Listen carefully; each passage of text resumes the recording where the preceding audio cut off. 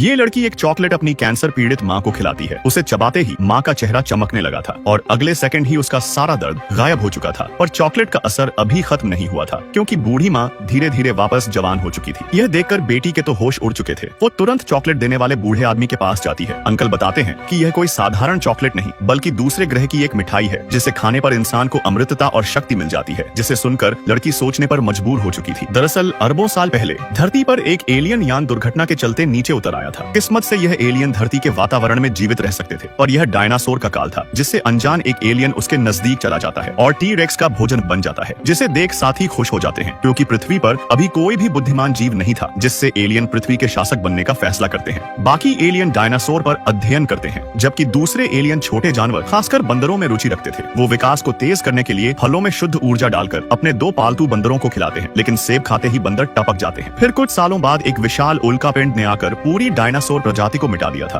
उसके बाद धरती बहुत ज्यादा ठंडे बर्फीले युग में चली गई थी, इसलिए एलियन अपने यान की ऊर्जा से एक आर्टिफिशियल सूरज बनाते हैं, जिससे पृथ्वी वापस रहने लायक बन जाती है। फिर लाखों सालों बाद एलियंस अब धीरे धीरे आज के इंसानों जैसे दिखने लगे थे, लेकिन वो अभी भी पृथ्वी पर अपना कंट्रोल पाना चाहते थे। इसीलिए वो इंसानों के रूप में घुल मिल जाते हैं और विकास का लालच देकर युद्ध के लिए इंसानों को आपस में लड़वाते रहते थे, ताकि उन्हें काफी मात्रा में भोजन मिल सके। सबसे क्रूर एलियन हिटलर था, जो 3 भाइयों में सबसे बड़ा था। वास्तव में वो द्वितीय विश्व युद्ध के बाद धरती पर लौटा था, जिसके आदेश पर एलियंस मानव का पतन करने वाले थे। लेकिन इस बार उनकी योजना पलट जाती है, क्योंकि मानवता ने विनाशकारी परमाणु युद्ध छेड़ दिया था, जिसके चलते अच्छी खासी पृथ्वी अब रहने लायक नहीं बची थी। बचे कुचे लोग बंकरों में छिपकर अपना जीवन काट रहे थे। इन रोती हुई स्वर्गदूत की मूर्तियों को अगर कोई इंसान देख ले तो इनमें तुरंत जान आ जाती है, और नजर हटते ही ये मूर्तियां इंसान को अतीत में भेज देती है, जहाँ से वो कभी भी वर्तमान में नहीं लौट सकता था। शैली एक पुराने खंडहर में आकर तस्वीरें ले रही थी, और जब वो दीवार पर चिपका वॉलपेपर उतारती है तो उसके होश उड़ जाते हैं, क्योंकि दीवार पर उसका नाम लिखा हुआ था। वो दीवार की ओर वॉलपेपर को फाड़ती है, जिस पर लिखा था, रोते हुए स्वर्गदूतों से सावधान रहना। यह पढ़कर शैली को घबराहट होने लगी थी। उसने सारा वॉलपेपर खोलकर देखा तो दीवार पर लिखा था, शैली जल्दी से नीचे झुको। यह पढ़ते ही शैली तुरंत नीचे झुकती है, और तभी उसके सर के ऊपर से एक पत्थर आकर गिरता है। शैली टॉर्च से चारों तरफ देखती है, लेकिन घर के अंदर और बाहर कोई भी नहीं था, केवल एक रोती हुई स्वर्गदूत की मूर्ति के। फिर वो बाकी वॉलपेपर भी उतार कर देखती है, तो पता चला कि ये सब दीवार पर 1969 के डॉक्टर ने लिखा था। शैली हैरान थी कि 36 साल पहले का व्यक्ति वर्तमान को और उसको कैसे जान सकता है। फिर अगले दिन शैली अपने दोस्त के साथ वापस उस खंडहर में आती है। खंडहर में सब कुछ पहले जैसा ही था, लेकिन बाहर की रोती स्वर्गदूत की मूर्ति पहले की तुलना में घर के काफी करीब लग रही थी। यह सारी बातें जब शैली अपनी दोस्त को बताती है तो उसे बिल्कुल भी यकीन नहीं हो रहा था। शैली दीवार के संदेश को फिर से देखती है कि तभी अचानक घर की घंटी बजती है, जिसे सुनकर दोनों घबरा जाते हैं कि इस पुराने घर में आखिर कौन आया होगा। सावधानी के लिए शैली की दोस्त कमरे में जाकर छुप जाती है, और शैली अकेले दरवाजा खोलकर चेक करती है तो बाहर खड़ा आदमी न केवल उसका नाम जानता था, बल्कि यह भी बताता है कि किसी ने उसके लिए आज के इसी दिन पर शैली नाम की लड़की को एक पत्र देने को कहा था। शैली की दोस्त दूर से दोनों को देख रही थी कि तभी अचानक लड़की को पीछे से कदमों की आवाज सुनाई देती है, और जब वो चेक करने गई तो उसे आंगन में सिर्फ एक रोती हुई परी की मूर्ति दिखाई देती है। लेकिन जैसे ही लड़की मुड़ी तो परी की मूर्ति ने चेहरे से अपने हाथ हटा लिए थे, जिससे अनजान जब लड़की दरवाजा बंद करके जा रही थी तो मूर्ति अचानक उसके पीछे प्रकट हो जाती है। और यहाँ पर शैली आदमी से पूछ रही थी कि किसने उसे पत्र दिया है, लेकिन जब आदमी ने उसका नाम बताया तो वो हैरान हो जाती है, क्योंकि यह पत्र शैली की दोस्त ने ही लिखा था, जो करीब 60 साल पुराना था। दूसरी तरफ शैली की दोस्त मूर्ति को देखने के बाद 60 साल पहले के लंदन में पहुंच चुकी थी, और यह बात वो शैली को पत्र में लिखकर आज की होने वाली घटना के बारे में बताती है। अतीत में आने के बाद शैली की दोस्त ने एक लड़के के साथ शादी कर ली थी, और उसने 3 बच्चों को भी जन्म दिया था, और ये पत्र देने वाला सामने का आदमी उसकी दोस्त का ही बेटा था। लेकिन शैली को इन सब पर बिल्कुल भी यकीन नहीं होता, क्योंकि वो दोस्त के साथ अभी अभी तो यहाँ पर आई थी।